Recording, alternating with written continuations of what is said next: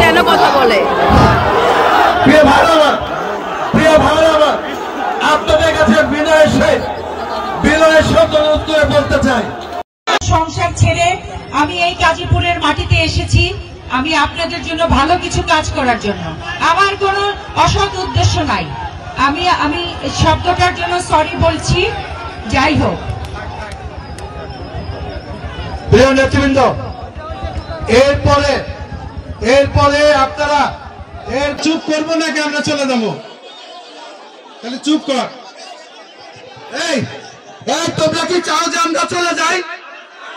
তাহলে বন্ধ করো। এই সমাধান হবে, চুপ করো। কথা ছাত্রদল যুবদল স্বেচ্ছাসেবক নেতৃবৃন্দকে অনুরোধ করছি, আপনারা শান্ত হন, আমাদের পরিবেশ ফিরে আনেন।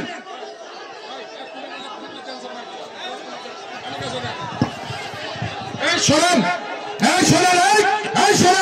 এখানে সালাম ভাই, সেলিম ভাই সিরাজগঞ্জ থেকে আমাদের নেতৃবৃন্দ এসেছে।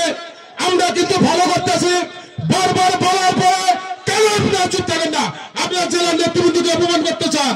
যে কথা বলেছে আমরা মাঠের যারা আছি সবই শুনেছি। অতীতের থেকে যে কমিটি আছে সব কি পকেট কমিটি হয়েছে? হয় নাই। আমরা জেনেছি। আমরা এর ব্যাপারে অবশ্যই জেলার নেতৃবৃন্দের কাছে আমরা কথা বলবো। আপনাদের অনুরোধ করে বলি, আপনারা সবাই চুপ থাকুন, এটা কথা হবে। সবাই ধন্যবাদ, ভালো থাকেন। নেতৃবৃন্দ, আপনারা মঞ্চটা পরিষ্কার করেন এবং এই বসো।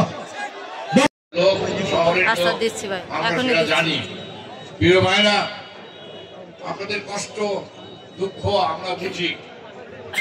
আমার কথা বলতে একটু প্রবলেম হয়, যেহেতু আমি গলাটা অপারেট করছিলাম, এখান থেকে গলা কাছে, তাই আমি